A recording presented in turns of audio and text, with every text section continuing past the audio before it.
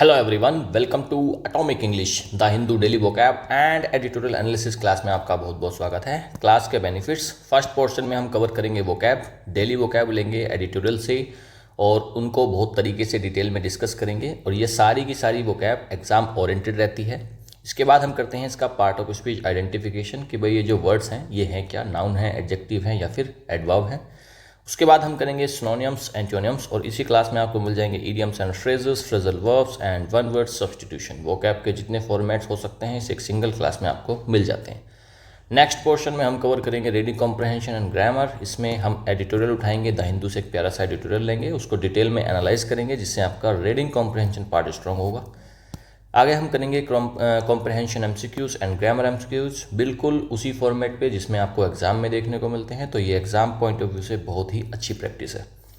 Third portion में हम cover करेंगे क्लोज टेस्ट एंड पीक्यूआरएच यानी कि पैराजंबल। आजकल एग्जाम में ज़रूर आते हैं, तो ये भी एक बहुत इंपॉर्टेंट प्रैक्टिस है एग्जाम पॉइंट ऑफ व्यू से। और लास्ट में सबसे important part tricky MCQs practice. जितना कुछ आपने स्टार्टिंग में पढ़ा था, जितने वर्ड्स पढ़े थे, idioms and phrases, phrasal verbs, one word substitution, इन सब की हम कर लेंगे ट्रिकी एमसीक्यूज के साथ में प्रैक्टिस। इसके बाद तो आपको आज की तारीख में आपने जितना कुछ पढ़ा है सब कुछ रट जाएगा। पूरी यूट्यूब पर ये सबसे बेस्ट क्लास है, उसके रीजंस हैं। देखो, आप पहले तो वोकैब कवर करते हो यहाँ पर, दूसरा रीडिंग कॉम्प्रहेंशन आपका कवर हो जाता है, तीसरा साथ के साथ आपका ग्रामर कवर हो जाता है, चौथा साथ के साथ ट्रांसलेशन की आपकी चलती है, क्योंकि मैं जब सेंटेंस वगैरह में यूज़ करता हूँ वर्ड्स को, वहाँ पर भी ट्रांसलेट कराते हैं और रीडिंग कॉम्प्रहेंशन में भी हम ट्रांसलेशन करते हैं, तो ट्रांसलेशन भी साथ में हो रही है। फिफ्थ में आपका क्लोज टेस्ट हो जा रहा है, सिक्स्थ इसमें बेनिफिट आपको मिल रहा है PQRS का, और सेवन्थ हो जाएगी आपकी प्रैक्टिस। ठीक है, तो भाई वोकैब कवर हो गई, reading comprehension, grammar, translation, cloze test, PQRS और प्रैक्टिस। भाई इतना मुझे नहीं लगता पूरी यूट्यूब पर कोई इतने एफर्ट्स करता होगा, तो ये सबसे बेस्ट क्लास है सेगमेंट की। इसके बेनिफिशरीज एसएससी के जितने भी एस्पिरेंट्स हैं, चाहे वो CGL की तैयारी करते हो, CPO, CHSL या स्टेनो, या कोई और भी एग्जाम एसएससी का जिसमें इंग्लिश आती है, उन सभी के लिए बहुत इंपॉर्टेंट है। उसके अलावा बैंक की तैयारी करने वाले बच्चे, रेलवे, टीचिंग, डिफेंस या फिर UPSC, सब के लिए इंपॉर्टेंट हो जाती है क्लास। और चलिए भाई आगे बढ़ते हैं।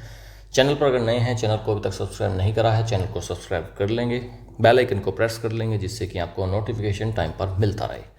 शुरू करते हैं आज की क्लास को। वोकैबुलरी, आज का पहला वर्ड है जेनेरिक। एडजेक्टिव होता है जेनेरिक यानी कि सामान्य, आम, बिल्कुल, not specific, characteristics of a whole group और क्लास। भाई जनरल सी बात हो रही है, सामान्य सी, उसी को बोलते हैं generic. This is just a generic brand not a premium one. ये क्या है, एक साधारण सा, एक मामूली सा, सामान्य सा, आम सा ब्रांड है, ना कि एक प्रीमियम। कॉमन या फिर जनरल या फिर नॉन स्पेसिफिक, तीनों हो जाते हैं इसके सिनोनिम्स। अच्छा, एक तरफ तो कॉमन सा है, जनरल सा है, दूसरी तरफ स्पेसिफिक है, यूनिक है और ब्रांडेड, तीनों हो जाते हैं इसके एंटोनिम्स। नेक्स्ट, अगला वर्ड है पिच्ड। एडजेक्टिव भी है, वो भी है, तेज या फिर जोशीला या फिर लगाया गया है कोई चीज़, उसको बोलते हैं pitched. Set at a particular level और एंगल, किसी चीज़ को आपने बहुत ही एक पर्टिकुलर लेवल पर, किसी एक एंगल पर सेट कर दिया, उसी को बोलते हैं पिच्ड। या फिर एक इंटेंस फोर्स और डिग्री है, तेज है, जोशीला है, उसी को बोलते हैं pitched. They had a pitched battle against the invaders. Invaders यानी कि हमला हुआ, किसी ने हमला किया और हमलावरों के ऊपर उन्होंने क्या करा है, पिच्ड बैटल करी है। मतलब क्या, बहुत तेज युद्ध लड़ा गया है, जोशीला युद्ध लड़ा गया।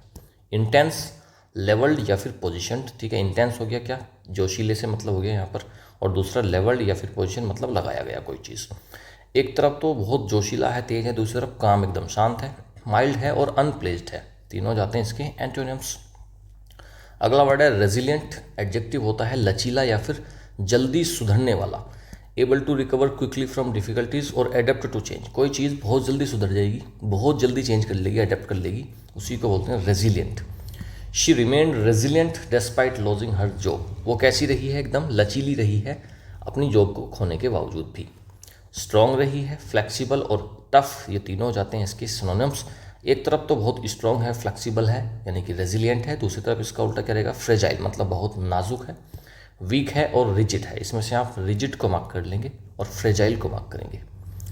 नेक्स्ट, अगला वर्ड है डायस्पोरा। नाउन होता है, प्रवासी समुदाय को बोलते हैं diaspora. People who have spread और have been dispersed from their homeland. देखो, ऐसे लोग जो अपने होमलैंड से, अपनी कंट्री से किसी और कंट्री में जाकर बस गए हैं, उन्हीं को बोलते हैं diaspora. The Indian diaspora plays a vital role in global business. जो इंडियन डायस्पोरा है यानी कि भारत का जो समुदाय है दूसरे देशों में रह रहा है, वो एक प्ले करता है एक बहुत ही वाइटल रोल, यानी कि बहुत इंपॉर्टेंट रोल प्ले करता है ग्लोबल बिजनेस में, विश्व के बिजनेस में। तो डायस्पोरा मतलब क्या, माइग्रेशन करके जो लोग गए हैं, स्कैटरिंग है और एक्सपैट्राइट्स हैं, ठीक है, एक्सपैट्राइट्स हैं, मार्क करेंगे एक्सपैट्राइट्स को। और माइग्रेशन तो आपको पता है, स्कैटरिंग को आप मार्क करेंगे। स्कैटरिंग का मतलब होता है फैल जाना।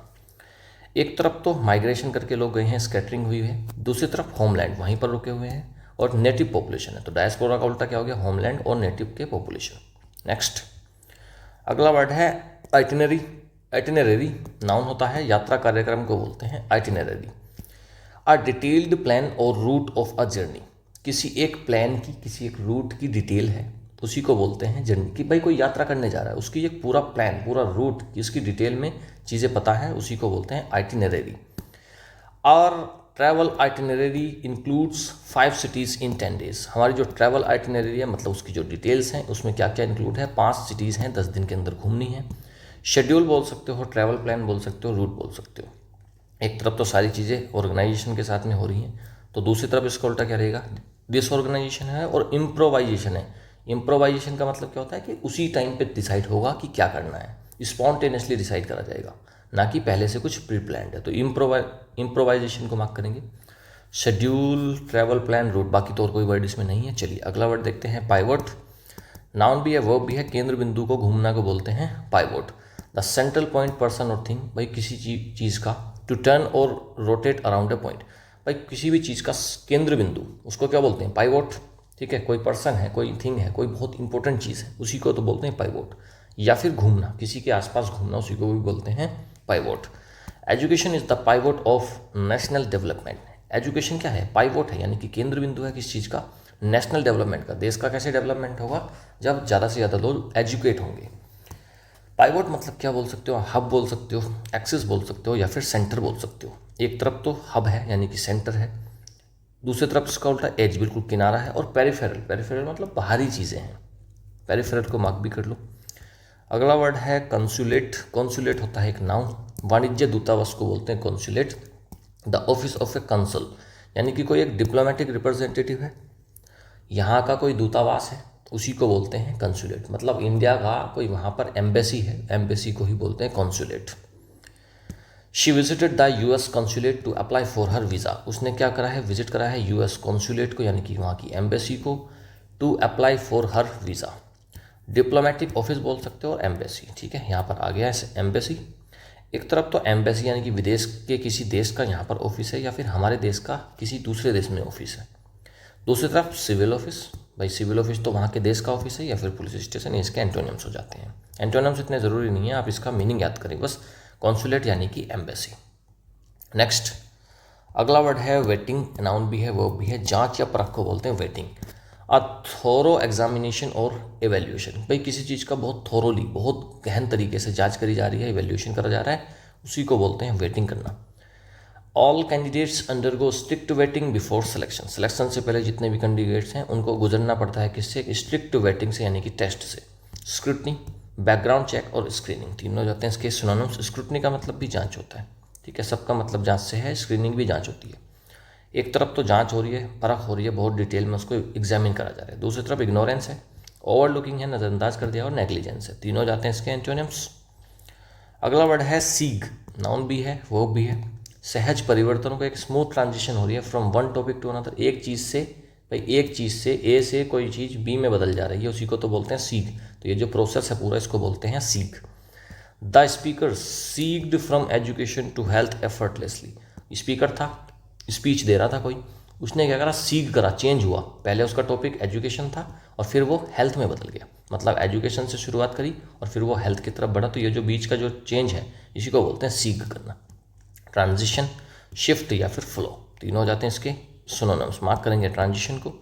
एक तरफ तो चेंज हो गया, दूसरी तरफ डिस्ट्रप्शन है, एंटोनिम क्या हो गया उसका, डिस्ट्रप्शन, रुकावट, इंटरप्शन। भाई अगर चेंज हो रहा है तो वो तो स्मूथ तरीके से होगा, लेकिन डिस्ट्रप्शन हो गया तो कहीं ना कहीं चीज़ें रुक गई, तो डिस्ट्रप्शन और इंटरप्शन हो जाएंगे इसके एंटोनिम्स। अगला वर्ड है गॉग। नाउन भी है और वर्ब भी है। मापने को, अंदाज लगाने को बोलते हैं, अंदाज़ा लगाने को बोलते हैं क्या, गॉग। टू मेजर और एस्टिमेट, एस्टिमेट कर रहे हो आप किसी चीज़ का, उसको बोलते हैं गॉग करना। एन इंस्ट्रूमेंट फॉर मेजरिंग, नापने के लिए कोई एक चीज़ इंस्ट्रूमेंट है, उसका नाम भी गॉग होता है। It's hard to go public reaction before the launch नहीं हुआ, कोई प्रोडक्ट है, कोई चीज़ है, लॉन्च करनी है, अभी लॉन्च नहीं हुई, तो ये काफ़ी हार्ड है, काफ़ी मुश्किल है कि गोग करना, एस्टिमेट लगाना, पता लगाना पब्लिक का क्या रिएक्शन रहेगा। भाई वो तो जो चीज़ मार्केट में आएगी तभी पता लगेगा, उससे पहले तो कैसे पता लगेगा। मेज़र करना, एसेस करना या फिर इवेल्युएट, तीनों जाते हैं इसके सिनोनिम्स। अब एक तरफ माप रहे हो, अंदाज़ा लगा रहे हो कहीं ना कहीं चीज़ों को, एसेस कर रहे हो आप, दूसरी तरफ इग्नोर कर दिया आपने और गैस करा है, केवल असेस नहीं करा, गैस करा कि बस ऐसे ही मानकर बैठ गए हैं। एसेस करना होता है बहुत चीज़ें डिटेल में, फैक्ट्स के आधार पर चीज़ों का मूल्यांकन करना। गैस करना होता है बस हवा में तीर मारना। ठीक है जी, तो गैस रैंडमली, ये तीनों दोनों हो जाते हैं इसके एंटोनिम्स। अगला वर्ड है इम्पल्स, नाउन है तो होता है ये आवेग को या फिर अचानक प्रेरणा आ गई आपके अंदर, उसको बोलते हैं इम्पल्स। अ सडन अर्ज आया या फिर डिज़ायर आया कि भाई एक काम करते हैं, आप अचानक से पता नहीं क्या आपके अंदर से प्रेरणा आई, कोई मोटिवेशन आया और आप कोई काम करने के लिए उठ गए, तो उसी को बोलते हैं इम्पल्स, उस पावर को। He bought the car on an impulse, उसने क्या करा, कार को एक इम्पल्स पे, अचानक से आवेग आया था, अचानक से मन कर रहा था, बस उसने खरीद लिया, विदाउट प्लानिंग, कोई प्लान नहीं करा था उसने। अर्ज बोल सकते हो, ड्राइव बोल सकते हो, इंस्टिंक्ट बोल सकते हो, तीनों जाते हैं इसके सिनोनिम। मार्क करेंगे इंस्टिंक्ट को, अर्ज को भी मार्क करो। अच्छा, एक तरफ तो अचानक से कर दी गई हैं चीज़ें, प्रेरणा से नहीं आया, मतलब कोई आवेग आया, एकदम से जोश आया, उसमें कर दिया, लेकिन दूसरी तरफ प्लानिंग करी गई है, रेस्ट्रेंट है, रुका गया है, रुकावट है, और कॉशन के साथ में चीज़ें करी गई हैं, तीनों जाते हैं इसके एंटोनिम्स। आगे बढ़ते हैं और हम करते हैं idioms. Take one to task, इसका मतलब होता है डांटना या फिर फटकार लगाना। टू स्कोल्ड और रिप्रीमैंड समवन, किसी को डांटना, फटकार लगाना। ठीक है जी। The manager took him to task, उसने क्या करा है मैनेजर ने, टुक हिम टू टास्क का मतलब क्या होता है, उसको डांटा है, किसको, किसी अपने एम्प्लॉय को डांटा होगा, फॉर बीइंग लेट अगेन, कोई एम्प्लॉय लेट आता होगा रोज, तो एक दिन मैनेजर ने उसको क्या करा है, the manager took him to task, मतलब उसको डांटा है। Turn up one's nose at, तिरस्कार करना, घृणा दिखाना। टू शो डिसडेन और reject arrogantly, turn up one's nose का मतलब होता है कि भाई किसी चीज़ को रिजेक्ट कर देना, घृणा दिखाना। ही turn up his nose at home made food, वो क्या करता है, घर की जो होम मेड फूड होता है उस पर क्या करता है, उसकी इंसल्ट करता है, उसकी घृणा करता है, उसको रिजेक्ट कर देता है और बाहर का खाना प्रेफर करता है। होता है ना कुछ लोग कि घर का खाना नहीं खाएंगे, बाहर का होटल का खाना खाते हैं, तो वही है टर्न अप हिज नोज, मतलब क्या, उसको रिजेक्ट कर देना, उससे डिस्डेन दिखाना, नफरत दिखाना। To be above board, above board तो सिंपल है, ईमानदार को बोलते हैं अबव बोर्ड, ईमानदार या फिर स्पष्ट। To be honest, legal and open. The deal was completely above board and transparent, जो डील थी वो कैसी थी, कम्प्लीटली अबव बोर्ड थी, मतलब क्या, ऑनेस्ट थी और ट्रांसपेरेंट, एकदम पारदर्शी थी, सबके सामने थी। अंडर द नोज ऑफ का मतलब होता है किसी की नाक के नीचे, happening right in front of someone without them noticing, किसी की नाक के नीचे का मतलब यह है कि किसी के सामने हो रही है कोई चीज़। ठीक है जी, तो उसका मतलब होता है under the nose of. The theft happen under the nose of security guard, जो थेफ्ट हुई, जो चोरी हुई, कैसी हुई, अंडर द नोज ऑफ, मतलब सिक्योरिटी गार्ड की अंडर द नोज ऑफ का मतलब कि उसके सामने हुई है। ठीक है जी। होता है ना बहुत सारे चोर इतने शातिर चोर होते हैं कि भाई वो बिल्कुल आपकी नाक के सामने से, आपकी नाक के नीचे से चीज़ों को खींच कर ले जाएंगे, चुरा कर ले जाएंगे। तो अंडर द नोज ऑफ का मतलब है आपके सामने से ले जाएंगे, आपको पता नहीं लगेगा कब आपका सामान चोरी हो गया। अगर जेबें नहीं कट जाती हैं तो वो क्या होता है, अंडर द नोज ऑफ भी तो है, आपके सामने तो हो रहा है सारा कुछ, पीछे थोड़ी ना हो रहा है, लेकिन पता तब लगता है जब जेब कट चुकी होती है, सामान जा चुका होता है। फ्रेजल वर्ब्स, पहला है टर्न इन, इसका मतलब होता है सौंपना या फिर सोने जाना, दोनों मीनिंग हो सकते हैं इसके। टू सबमिट समथिंग, किसी चीज़ को सबमिट करना, या फिर go to bed. Please turn in your assignments by Friday, तो टर्न इन का मतलब क्या है कि आप सबमिट करो अपने असाइनमेंट्स फ्राइडे तक, तो टर्न इन यानी कि सबमिट करना। टर्न ऑन का मतलब तो आपको सबको पता होगा यार, टर्न ऑन का मतलब होता है चालू करना, किसी चीज़ को उत्साहित करना है, हमला करना। तो स्विच ऑन, ज़्यादातर इसका मीनिंग यही आता है कि भाई किसी चीज़ को चालू कर देना, किसी चीज़ का स्विच ऑन कर देना। आप मोबाइल को स्विच ऑन करते हो, मतलब क्या, आप टर्न ऑन करते हो, उसको चालू करते हो। और ऑल्सो टू अटैक सडनली और excite, he suddenly turn on his friend during the debate, और उसने क्या करा है, अचानक से सडनली टर्न ऑन करा है, शुरू हो गया है, अपनी फ्रेंड को शुरू कर दिया उसने ड्यूरिंग द डिबेट, या फिर उस पर क्या कर दिया उसने, हमला कर दिया, उत्साहित कर दिया अपने फ्रेंड को। तीनों में से कोई भी मीनिंग इसका हो सकता है। अगला है टर्न ऑफ, जैसे टर्न ऑन है तो वैसे ही टर्न ऑफ है, मतलब क्या, बंद करना, उसका मतलब चालू करना था। और दूसरा अरुचि उत्पन्न करना, किसी चीज़ को डीमोटिवेट करना। टू स्टॉप ऑपरेशन, या तो ऑपरेशन उसका बंद कर देना, या फिर ऑल्सो टू कॉज डिसइंटरेस्ट, किसी चीज़ में डिसइंटरेस्ट क्रिएट करना। His rude comments really turn off the audience, audience का सारा टर्न ऑफ हो गया, ऑडियंस मतलब क्या, उनका इंटरेस्ट खो गया, उसके रूड कमेंट्स आए थे, खराब कमेंट्स करे थे, उसी से पब्लिक क्या हो गई, टर्न ऑफ। टर्न अप का मतलब होता है आ जाना, दिख जाना या फिर बढ़ जाना। टू अपीयर और अराइव अनएक्सपेक्टेडली, किसी की उम्मीद नहीं थी लेकिन वो आ गया, मतलब क्या, टर्न अप अचानक से आ जाना। ही turn up at the party without invitation, बिना इन्विटेशन के पार्टी में वो टर्न अप हो गया, यानी कि आ गया, शामिल हो गया। वन वर्ड सब्सटीट्यूशंस देखते हैं। पहला है एपिटाफ, नाउन होता है। देख रहे हो बेटा, एक सिंगल क्लास में आपको सब कुछ मिल जाता है। डेली बेसिस पर आपको इतनी तगड़ी प्रैक्टिस कोई क्लास, मुझे तो लगता नहीं पूरे यूट्यूब पर कोई करा पाएगी। इवन पेड क्लासेस भी आपको इतना नहीं करा पाती हैं जितनी ये फ्री क्लास आपको कराती है। इसको मॉर्निंग में ही डेली बेसिस पर लगा दिया करें बेटा। चलिए, पहला है एपिटाफ, नाउन होता है। और यार वीडियो को अभी लाइक करेंगे, जितने भी बच्चे हैं अभी देख रहे हैं इसको, सारे के सारे अभी के अभी इसको लाइक करेंगे। एपिटाफ नाउन होता है शिलालेख या फिर समाधि लेख। होता है ना, कोई एक समाधि बनी हुई होती है, उसके ऊपर क्या होता है, कुछ लिखा होता है ना, तो उसी को बोलते हैं एपिटाफ, उस लेख को। वर्ड्स इंस्क्राइब होते हैं एक टॉम्ब स्टोन पर in the memory of disease. जो कोई व्यक्ति मर गया है उसके बारे में कुछ डिस्क्रिप्शन लिखी होती हैं, उसके बारे में कुछ लेख लिखा होता है, उसी को बोलते हैं एपिटाफ। हिज एपिटाफ रीड, उसकी एपिटाफ में क्या लिखा है। यहाँ पर रीड का मतलब पढ़ता नहीं है, यहाँ का मतलब है कि लिखा है। उसकी एपिटाफ में क्या रीड है, लिखा है, गॉन बट नेवर फॉरगॉटन, चला गया लेकिन आज भी याद है, अभी उसको हम भूले नहीं हैं। एडिक्ट नाउन होता है, आदेश या फिर सरकारी फरमान को बोलते हैं एडिक्ट। मैंडेट को बोल सकते हो आप। एक ऑफिशियल ऑर्डर है issued by a person of authority. मैंने तो आपको बता रखा है यार, मैंडेट, MANDATE, मैंडेट। मैंडेट मतलब addict. The emperor issued an addict banning slavery. Emperor है यानी कि शासक है, राजा है, उसने क्या कर दिया है, एक एडिक्ट करा है, एक फरमान जारी करा है, किस चीज़ के लिए, बैन करने के लिए। स्लेवरी होती है गुलामी, तो गुलामी को बैन करने के लिए उसने एक एडिक्ट करा है, फरमान यानी कि आदेश, सरकारी फरमान, सरकारी ऑर्डर उसने जारी किया। अगला है ईगोइस्ट, नाउन होता है। अहंकारी व्यक्ति को बोलते हैं ईगोइस्ट, जिसके अंदर बहुत ईगो होती है उसी को बोलते हैं egoist. A person who is excessively self centred और सेल्फिश, बहुत ज़्यादा सेल्फ सेंटर्ड है, अपने बारे में सोचता है, सेल्फिश है, उसी को बोलते हैं egoist. No one liked working with him, कोई भी उसके साथ काम करना पसंद नहीं करता था। He was a complete egoist, वो क्या था, एक कंप्लीट ईगोइस्ट था, अहंकारी व्यक्ति था, घमंडी था। अगला है एपिलॉग, नाउन होता है। उपसंहार या फिर समाप्ति वक्तव्य, एक कंक्लूडिंग सेक्शन है at the end of a book और प्ले। एक बुक के बिल्कुल लास्ट में एक चीज़ लिखी हुई है, सेक्शन है, कंक्लूडिंग सेक्शन है, उसमें सब कुछ एंड कर दिया जाएगा, उसी को बोलते हैं एपिलॉग। प्रोलॉग होता है स्टार्टिंग में आता है, एपिलॉग होता है लास्ट में आता है। The epilogue describe the characters lives after the story ended. Epilogue था, एक नॉवल है, उसमें एपिलॉग है, उसमें वो एपिलॉग में क्या डिस्क्राइब करा गया है, जो करेक्टर था बुक के अंदर, जो करेक्टर था उसकी लाइफ्स बताई गई है कि भाई स्टोरी खत्म हो गई लेकिन उसके बाद उसने कैसी लाइफ जी है उसके बारे में बताता है। तो एपिलॉग मतलब लास्ट में, कंक्लूडिंग। चलिए भाई, बहुत अच्छे अच्छे बहुत प्यारे प्यारे वर्ड्स हमने आज पढ़े हैं। अब हम करते हैं एडिटोरियल एनालिसिस, डिटेल में पढ़ेंगे, बड़ा मजा आएगा और भाई साथ के साथ इसको करते चलेंगे। कॉमन गोल्स हैं on India and a 5 nation tour. India, Indian prime minister अभी 5 नेशन के टूर पर थे, उसी के ऊपर बेस्ड है आज का editorial. Prime minister Narendra Modi's visits reflect India's efforts to engage with others of the global south. Prime minister Narendra Modi की जो विजिट्स हैं रिफ्लेक्ट करती हैं इंडिया के एफर्ट्स को, भारत के एफर्ट्स को, टू एंगेज विद अदर्स, जो हम दूसरों के साथ में मिलकर करते हैं, of global south, global south के बारे में। ग्लोबल साउथ क्या है, कुछ डेवलपिंग कंट्रीज हैं जो अभी डेवलप हो रही हैं। On his way to Brazil to attend the ongoing BRICS summit, prime minister Narendra Modi has made back to back bilateral visits to Ghana, Trinidad and Tobago and Argentina.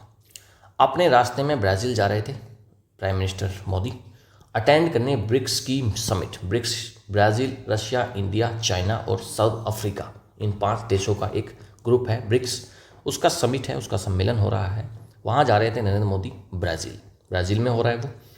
अपने रास्ते में मोदी ने क्या करा है, back to back bilateral visit करी घाना में, ट्रिनिडैड में और टोबैगो और अर्जेंटीना में, इन 4-5 देशों में ये गए हैं।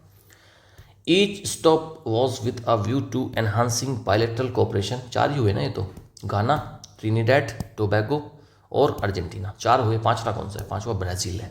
तो 5 देशों का विजिट हो गया पूरा। Each stop was with a view to enhancing bilateral cooperation in fields which included some common themes on pharmaceutical and vaccines. जितने भी विजिट थी, जितने भी स्टॉप उन्होंने लिए, वॉज विद व्यू, एक व्यू के साथ में लिए कि भाई एनहांस करेंगे बायलैटरल कोऑपरेशन को, आपस में चीज़ों को बढ़ाएंगे in the fields which included, कुछ थीम थी, फार्मास्यूटिकल यानी कि दवाइयों में बढ़ाएंगे, वैक्सीन्स में, डिजिटल टेक्नोलॉजी के बारे में आपस में कोऑपरेशन की बात करेंगे, फूड सिक्योरिटी की बात करेंगे और क्रिटिकल मिनरल्स के बारे में यहाँ पर बात करने के लिए वो रुके थे। इन एक्रा इंडिया घाना, घाना के अंदर है ये in Accra, India Ghana ties were upgraded to a comprehensive partnership with discussions on helping Ghana become a vaccine hub for West Africa. Accra में जो घाना में है, टाइज जो है उनको अपग्रेड करा गया। टाइज का मतलब होता है संबंध, संबंध को अपग्रेड करा गया टू अ कॉम्प्रिहेंसिव पार्टनरशिप, एक अच्छी पार्टनरशिप के लिए। विद डिस्कशंस हुए हेल्पिंग घाना, घाना को हेल्प करने में, कि घाना को क्या बनाने के लिए बोला इन्होंने कि भाई हम आपको वैक्सीन हब बनने में मदद करें for West Africa, West Africa के लिए। In the Port of Spain, Trinidad and Tobago, इन 3 जगह पर there was a major MOU on Indian pharmacopoeia. इन 3 जगहों पर एक मेजर MOU साइन करा गया, मेमोरेंडम ऑफ अंडरस्टैंडिंग को बोलते हैं MOU, एक एग्रीमेंट को साइन किया to improve access to quality and affordable generic medicine from India, कि भाई जिससे कि इम्प्रूव हो जाए, कि लोगों को एक्सेस मिल जाए, जो लोगों की पहुंच हो, quality of affordable generic medicine, जो जनरल मेडिसिन होती हैं वो अच्छी क्वालिटी की उनको प्रोवाइड करा पाए हम। In Buenos Aires, President Javier Milei agreed to enhance cooperation on critical minerals as well as Argentina's vast reserves of shale gas and oil, while India pitched its pharma to Argentina. Buenos Aires में president Javier Milei उन्होंने agree करा किस चीज़ के लिए, कि भाई enhance करेंगे cooperation को क्रिटिकल मिनरल्स के अंदर, एज वेल एज अर्जेंटीना के जो vast reserves of shell gas है, ऑयल है, उसको हम प्रोवाइड, वो उन्होंने कहा कि हम प्रोवाइड करेंगे। जहाँ पर दूसरी तरफ इंडिया ने क्या करा, India pitched it's pharma, India ने क्या कहा, प्रस्ताव रखा कि भाई यहाँ पर अपना फार्मा यानी कि दवाइयाँ अर्जेंटीना को दे देंगे। The 3 stops were in countries of the developing world और the global south and the onward journey to Brazil and then to Namibia and also highlight India's commitment to building alternative economic mechanisms to the developed world और global north। देखो 3 stops जो लिए वर in countries, developing world की countries थी यानी कि global south भी उसको बोलते हैं। एक ऑनवर्ड जर्नी ब्राज़ील को करी एंड देन नामीबिया गए। ऑल्सो हाईलाइट इंडियाज़ कमिटमेंट, इससे भी हाईलाइट होती है, सामने आती है कि इंडिया का जो कमिटमेंट है बिल्डिंग ऑल्टरनेटिव इकोनॉमिक मैकेनिज्म, कि भाई हम अर्थव्यवस्था के बारे में चीज़ों को डेवलप करना चाहते हैं टू द डेवलप वर्ल्ड, जो डेवलप वर्ल्ड है उसमें, और ग्लोबल नॉर्थ या फिर ग्लोबल नॉर्थ में। India's offer of cooperation for low-cost solutions to global challenges include the promotion of India-led international organizations such as the Coalition for Disaster Resilient Infrastructure CDRI to these countries। India का जो offer था cooperation for low cost solution दिया, कि भाई हम low cost solution करेंगे to global challenge, जितने भी ग्लोबल चैलेंजेस आ रहे हैं उसमें हम लो कॉस्ट सोल्यूशन के बारे में हमने जोर दिया। इंक्लूड करना कि भाई promotion of India led international organisation, जैसे कि जो इंडिया लीड करता है जिन इंटरनेशनल ऑर्गेनाइजेशन में, सचेता ये जो CDRI है, कोलिशन ऑफ डिजास्टर रिलीजन, तो इसमें टू दीज कंट्रीज, क्योंकि डिजास्टर रेजिलिएंट इंफ्रास्ट्रक्चर जो है उसमें इंडिया लीड करता है। हमारे UN mission, peace keeping missions में हमारी फोर्सेज जाती हैं, तो उन सब चीज़ों में हमारा कोऑपरेशन दुनिया को दिखता ही है। Mister Modi also made his signatures pitch to the Indian diaspora, his speech in the Port of Spain where Indian labor was brought by British colonial ventures since 1845 is one to note। Mister Modi ने क्या करा, अपने signature pitch करे, कहाँ पर, Indian diaspora यानी कि भारतीय जो समुदाय है उन लोगों को अपने सिग्नेचर दिए। अपनी स्पीच उन्होंने दी in the Port of Spain में, वेयर जहाँ पर इंडियन लेबर को लाया गया था, ब्रिटिश को जो अंग्रेज लेकर गए थे 1845 से इंडियन लेबर्स को, मजदूरों को। इज़ वन टू नोट, ये एक नोट करने वाली बात है। वहाँ पर उन्होंने जाकर इंडियन डायस्पोरा को संबोधित करा, स्पीच दी और सिग्नेचर्स दिए। Referring to the Indian ancestry of president Christine Carla Kangaloo and prime minister Kamla Persad Bissessar, mister Modi said that the 35 million Indian diaspora worldwide were India's pride. अब इन्होंने क्या करा, referring to the Indian ancestry, जो president Christine Carla Kangaloo हैं उनकी बताया कि भाई आपकी जो कैसे एंसेस्ट्री है, कि भाई इंडिया से कैसे आप बिलोंग करते हो, आपकी जड़ें इंडिया से कैसे हैं, और प्राइम मिनिस्टर कमला प्रसाद बिसेसर, इन दोनों के बारे में उन्होंने कहा कि भाई आप इंडिया से बिलोंग करते हो, इंडिया में आपकी जड़ें हैं। मिस्टर मोदी ने कहा कि 35 मिलियन इंडिया डायस्पोरा यानी कि भारतीय जो समुदाय बाहर रह रहा है, world wide were India's pride, की भाई ये इंडिया का प्राइड है, इंडिया का ये गर्व है। It is also impossible to escape the deep connections between India and the 5 nations in terms of political history. ये बहुत इम्पॉसिबल है कि भाई हम एस्केप करें डीप कनेक्शन जो इंडिया और 5 nations in terms of political history, इन 5 देशों के साथ हमारी पॉलिटिकल हिस्ट्री रही है, ठीक है। तो ये बहुत इम्पॉसिबल है कि हम इस डीप कनेक्शन से भाग जाएं, एस्केप कर जाएं। Each country shares a bond, her country एक बॉन्ड शेयर करती है। Colonies that suffered under British, colonies यानी कि देश, सारे जितने भी देश थे भाई, ब्रिटिश ने जब अंग्रेजों ने राज करा तो वो देश नहीं बोलते थे, वो बोलते थे कॉलोनी। अब पूरा हमारा भारत क्या है, हमारा प्यारा भारत क्या है, एक पूरा देश है अपने आप में बहुत बड़ा, लेकिन ब्रिटेन उसको क्या बोलते थे अंग्रेज लोग कि हमारी कॉलोनी है। तो जितनी भी सारी चीज़ें भाई, सारा बॉन्ड क्या है कि भाई अंग्रेजों ने सभी को सताया है, तो वही बॉन्ड हम शेयर करते हैं। स्पेनिश, पोर्टुगीज और जर्मन फोर्सेस का ये सारी भाई किसी ना किसी ने कब्जा कर रखा था।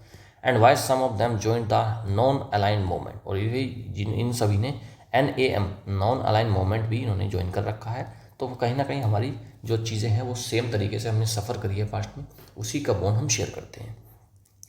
दे have all at various points committed to building south cooperation, and India and Brazil's role in founding the BRIC mechanism, along with Russia and China and IBSA with South Africa, was an outcome strongly pitching the interests of the global South.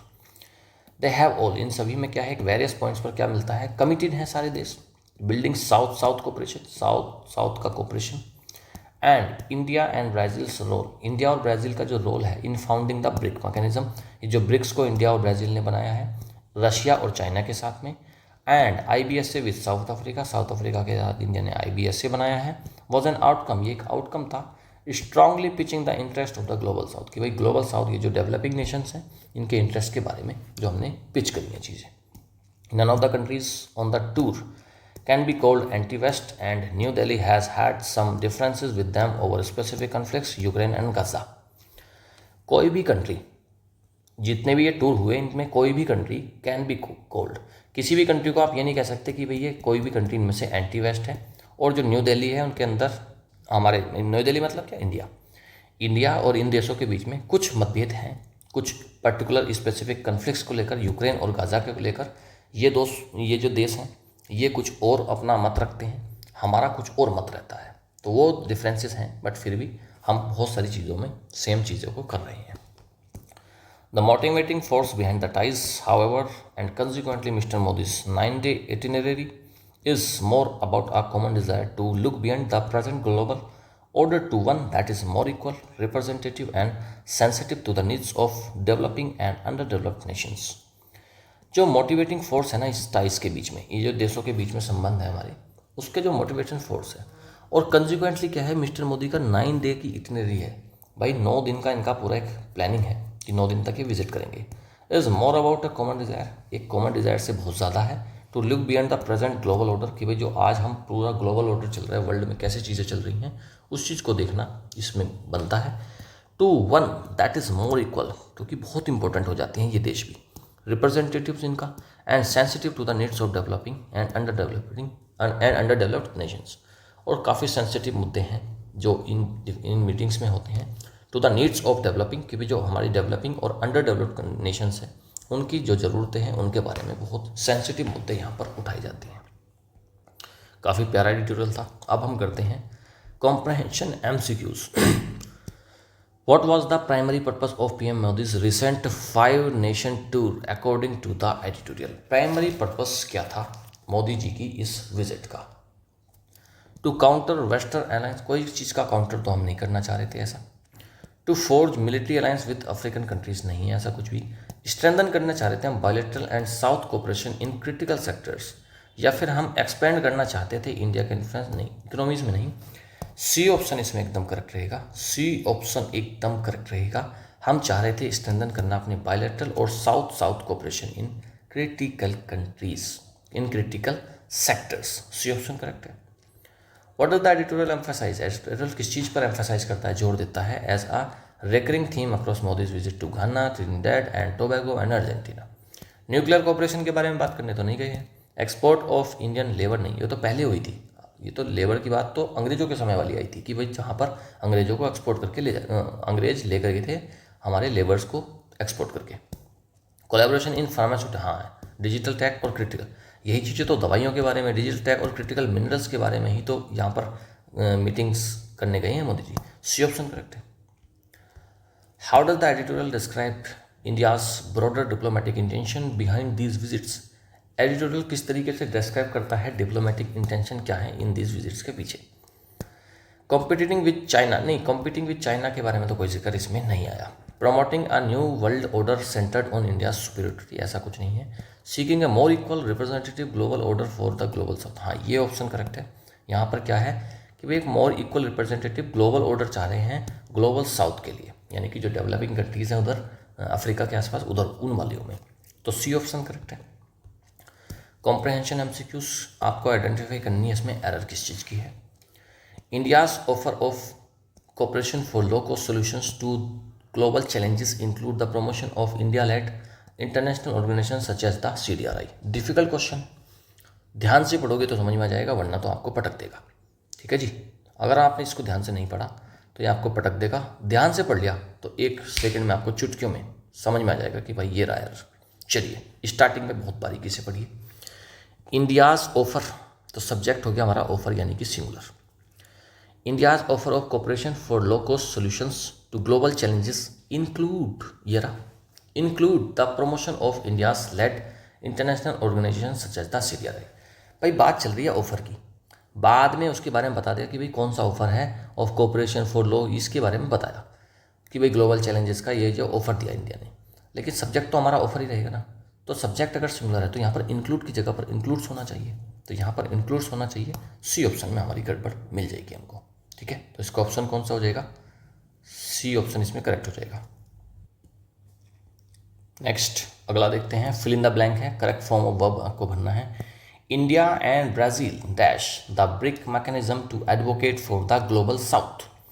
India और Brazil ने was founding कर रहे थे, नहीं है, had found कुछ होता नहीं है, हैड के साथ में तो यहाँ पर थर्ड फॉर्म आएगी, हैव बीन फाउंडिंग की कोई बात नहीं आई और यहाँ पर सिंस ऑफ फॉर भी नहीं आया। सी ऑप्शन करेक्ट हो जाएगा। इंडिया और ब्राज़ील ने फाउंड किया, बनाया ब्रिक मैकेनिज्म, किस लिए बनाया? टू एडवोकेट, सपोर्ट करने के लिए ग्लोबल साउथ को। सी ऑप्शन एकदम करेक्ट रहेगा।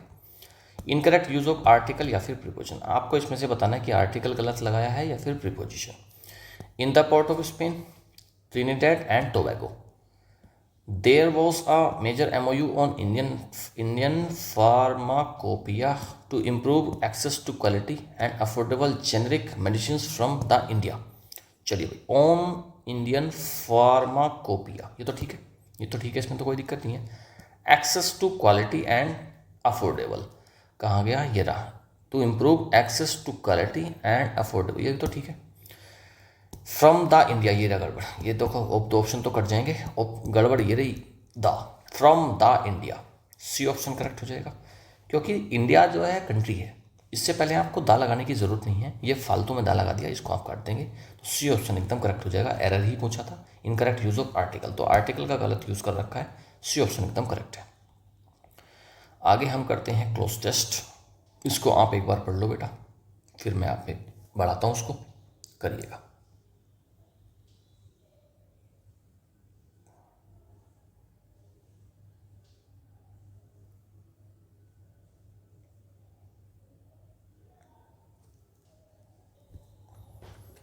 चलिए भाई, आप इसको पॉज कर लेना, मैं आगे बढ़ाता हूँ। India's 5 nation tour through countries in the global south reflects its commitment to building dash economic frameworks beyond the global south. India का 5 नेशन टूर थ्रू कंट्रीज, जिसमें कंट्रीज में गए, इन द ग्लोबल साउथ में reflect करता है इसका commitment to building dash, कैसा economic framework, एक कन्फ्रंटेशनल, जो कन्फ्रंट करेगा, विरोधी चीज़ें होंगी, नहीं ऐसा कुछ नहीं है।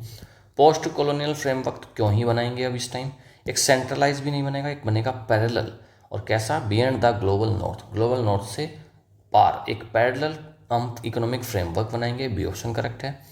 In countries like Ghana and Argentina the agreements on vaccine and critical minerals not only boost bilateral trade, जो कंट्री घाना और अर्जेंटीना में गई, वहाँ पर जो एग्रीमेंट हुए वैक्सीन पर और क्रिटिकल मिनरल्स पर, ना केवल ये बूस्ट करेंगे बायलैटरल ट्रेड को, but also reinforce India's global क्या, एंटागोनिज्म, विरोधाभास नहीं, एंटागोनिज्म तो नहीं होगा, डाइवर्जेंस की भाई हम जो बटे हुए हैं उन चीज़ों को नहीं, एक स्टैंडिंग इंडियाज ग्लोबल हाँ, इंडिया की ग्लोबल स्टैंडिंग को बताएगा एज आ रिलायबल पार्टनर। सी ऑप्शन एकदम करेक्ट हो जाएगा। डिसकंटेंट तो इसमें है नहीं, दुख की तो कोई बात ही नहीं है। Furthermore, Mr. Modi's outreach to the diaspora underlines the emotional and historical dash that India continues to leverage in its diplomatic efforts. Mister Modi की जो आउटरीच जो वहाँ पर पहुँचे वो डायस्पोरा के पास, हमारे भारतीय लोगों के पास, अंडरलाइन करता है, मतलब हाईलाइट करता है इमोशनल और हिस्टोरिकल क्या, टाइज को, रिस्क को, इकोनॉमिक्स को या सैंक्शंस को। बताओ भाई इसमें यार रिस्क क्या है भाई, वहाँ पर हिस्टोरिकल रिस्क थोड़ी होता है कुछ भी। इंडिया के लोगों से अगर मोदी जी मिल रहे हैं तो इमोशनल रिस्क थोड़ी है, इकोनॉमीज थोड़ी है, वो सैंक्शंस थोड़ी ना लगे। हिस्टोरिकल टाइज जो इंडिया कंटिन्यू करता है, लेवरेज इट्स डिप्लोमेटिक एफर्ट्स, तो ये इसका ए ऑप्शन करेक्ट हो जाएगा। 9 का ए ऑप्शन करेक्ट है, टाइज। PQRS करिएगा, इसको रीअरेंज करना है।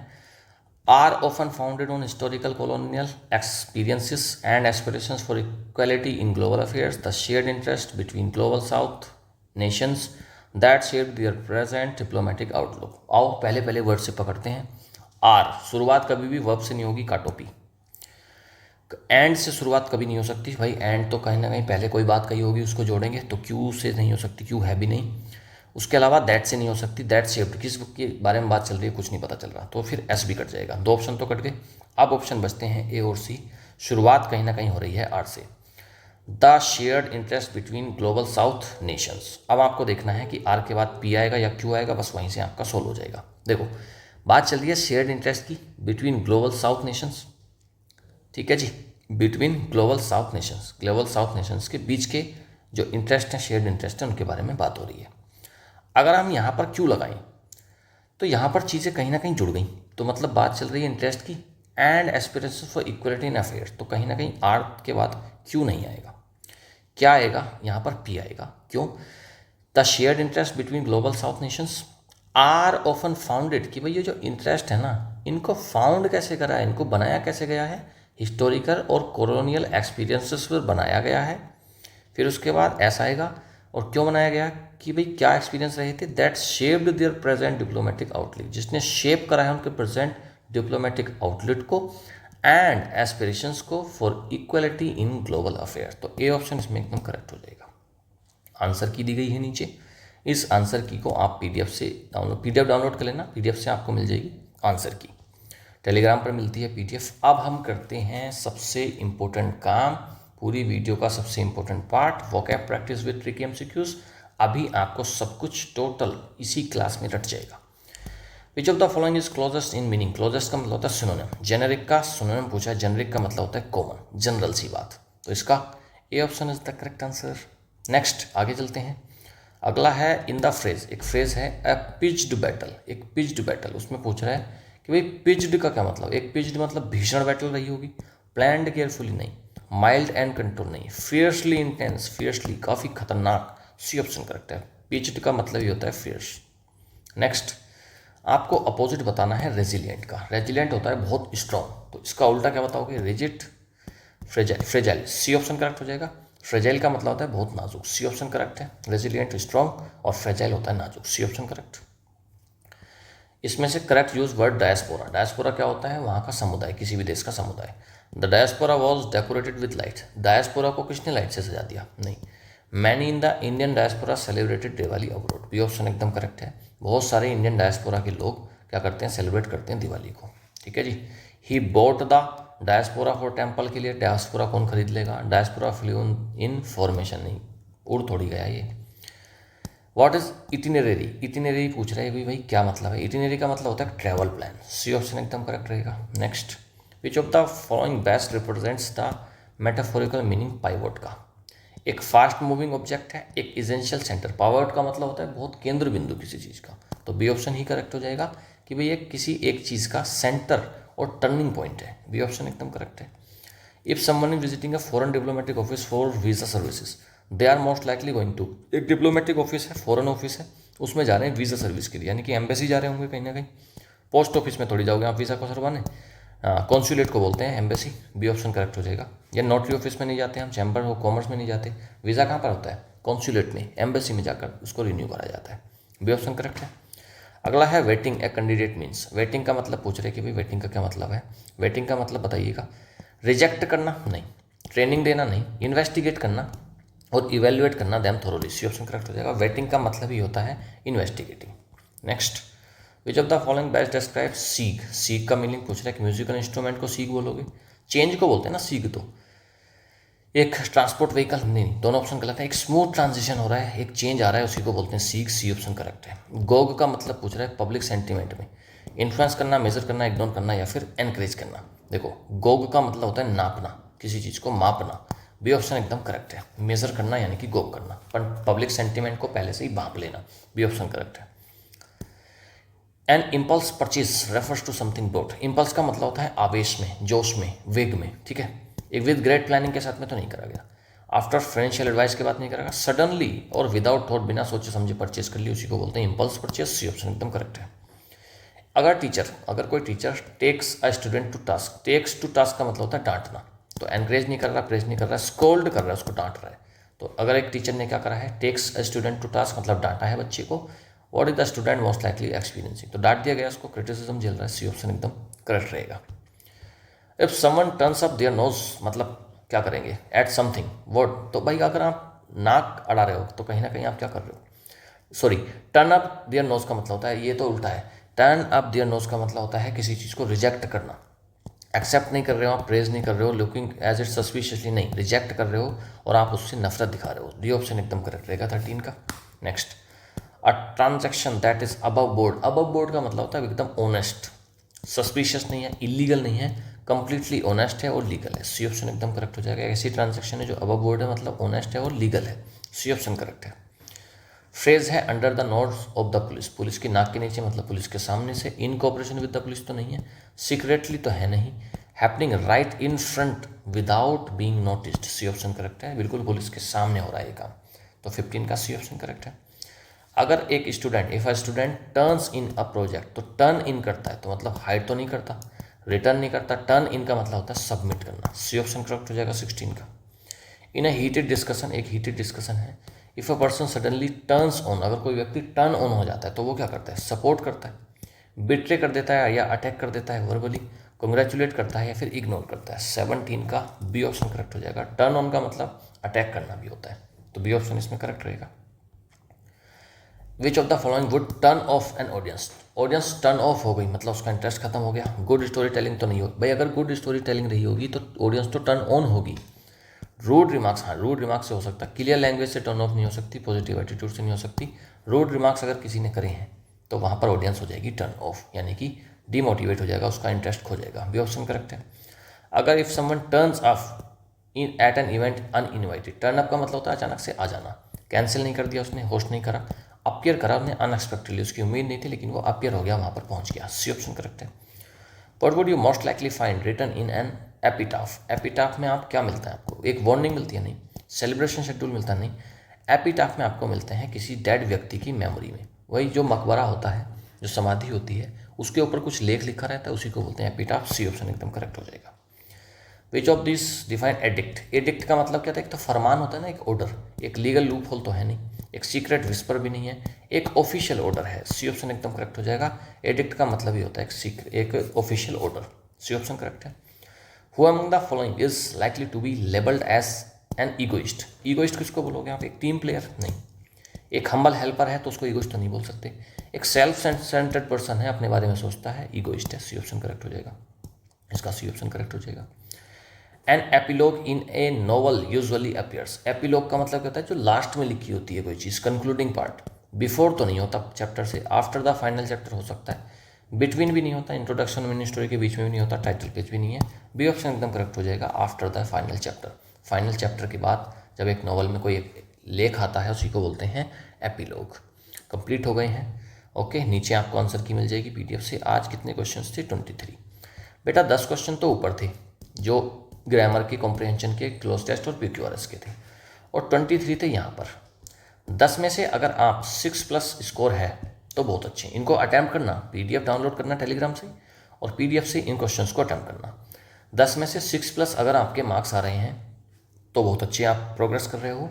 और 23 में से अगर 15 प्लस भी आप स्कोर कर पा रहे हो तो एक बहुत अच्छा स्कोर है, आप काफ़ी कुछ डेली बेसिस पर सीख रहे हो। वीडियो अगर अच्छी लगती है, मेरे एफर्ट्स आपको अच्छे लगते हैं, वीडियो को लाइक करेंगे, कमेंट करेंगे। भाई यार आप कमेंट तो करा करो यार, कुछ तो बोला करो कमेंट में एटलीस्ट। मैं आपसे पैसे नहीं ले रहा, फ्री ऑफ कॉस्ट सारी चीज़ें प्रोवाइड करता हूँ, तो एटलीस्ट जितना तो बनता है कमेंट्स में कुछ चीज़ें बताया करो। आप ज़्यादा से ज़्यादा वीडियो को शेयर करा करें, ठीक है जी। चलिए, thank you, have nice day, good.